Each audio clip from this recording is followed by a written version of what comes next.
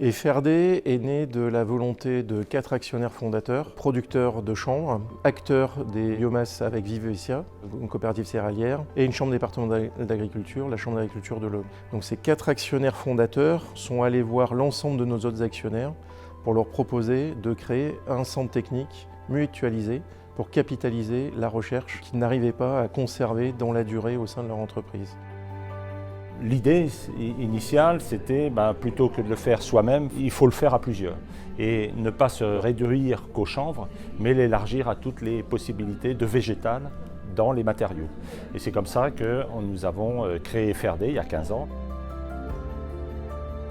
La mission de FRD en tant que CRT, c'est continuer et accompagner les développements, les innovations, biomatériaux, base, fibres végétales et ou matériaux recyclés dans tous les domaines applicatifs. Donc aussi bien dans le secteur des transports, automobiles, ferroviaires, voire l'aéronautique, on a quelques pistes, que dans le secteur du bâtiment, des sports et loisirs, de la cosmétique, de la peinture. Donc c'est extrêmement vaste.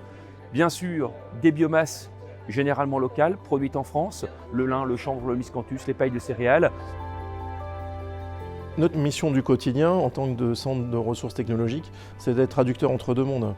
Des industriels d'application qui ne connaissent pas les fibres végétales, qui ne savent pas comment les utiliser, lesquelles utiliser, avec quel prix de revient, comment les intégrer dans les process, quel contrôle qualité, et des acteurs de l'amont qui ont une ressource et qui veulent la valoriser.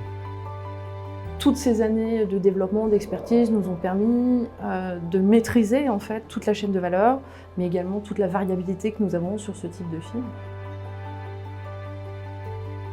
On a eu un peu raison avant tout le monde. Ça explique aussi pourquoi ça a été un petit peu difficile à mettre en place tout ça. On dit souvent qu'on était plus en mode push qu'en mode pull, on va dire. On était plus en train de pousser les choses sur le marché que d'être aspiré par une demande de nos clients. Aujourd'hui, nos clients sont là, nos clients viennent nous voir, nos clients nous considèrent comme des acteurs de référence.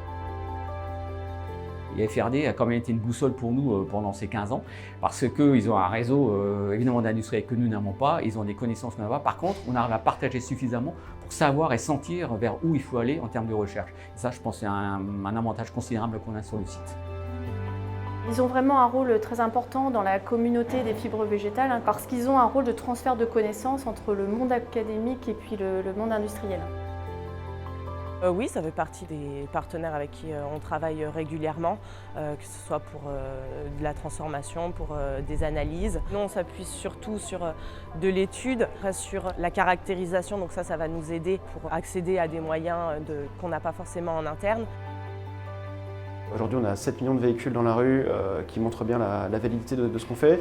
Tout ça, ça a été permis par un travail académique en amont. Et c'est tout ça qui aujourd'hui nous permet à la fois de sélectionner la bonne biomasse, de la processer de façon industrielle. C'est un plaisir de collaborer avec FRD parce qu'on a affaire à des gens qui connaissent très bien le secteur, qui ont à la fois des bonnes connaissances scientifiques, mais aussi des bonnes connaissances de tissu industriel. Donc ça ne nous apporte que des bonnes choses finalement.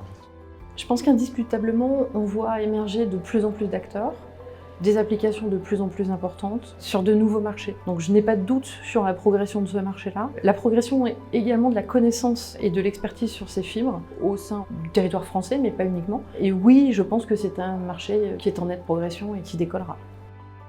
On est transcendé par cette dynamique qui est là, à la fois portée par des scientifiques sur lesquels on peut s'adresser, qui répondent présent, à des industriels qui sont là. Donc forcément, c'est quelque chose qui est extrêmement porteur et porteur de sens. Il y a une dynamique locale et il y a une volonté nationale. Il y a des stratégies d'accélération aujourd'hui pour les produits biosourcés et les matériaux. Donc l'État derrière va aider en fait à l'innovation à partir de ces fibres naturelles. La bioéconomie est vraiment au cœur de la transition écologique et pour atteindre la neutralité carbone, les produits biosourcés, les matériaux biosourcés et les fibres végétales ont un rôle très important à jouer. À l'époque, on ne nous voyait pas arriver 260 participants pour le 6e colloque de tous les milieux finalement, industriels, académiques, etc. Je me dis que finalement, FRD a bien travaillé, donc bravo à toute l'équipe.